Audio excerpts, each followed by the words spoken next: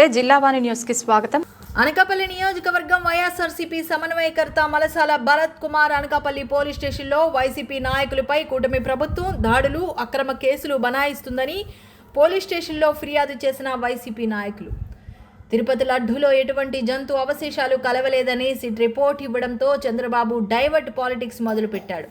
Divert politics చేయడంలో చంద్రబాబు నాయుడుకు వెన్నతో పెట్టిన విద్య. రాష్ట్రంలో ప్రజలు రోడ్లపై తిరగాలంటే భయాందోళనతో ఉన్నారని అన్నారు. గతంలో పెన్షన్ సరిగ్గా అందించకపోవడంలో ప్రజలు వ్యతిరేకి రావడానికి తిరుపతి లడ్డూ విషయం తెర మీదకి లేవనెత్తారు. ఇప్పుడు తిరుపతి లడ్డూ విషయంపై ప్రభుత్వంపై వ్యతిరేకత రావడంతో వైసీపీ నాయకులపై అక్రమ కేసులు బనాయించి జైల్లో పెడుతున్నారు.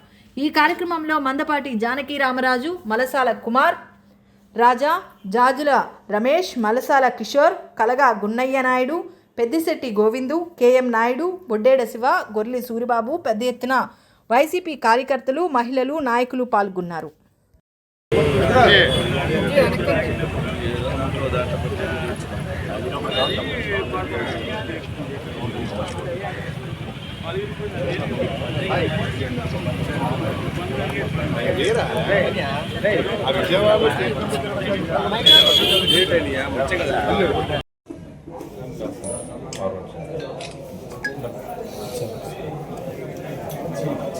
పట్టుకోండి ఒక్క నిమిషం.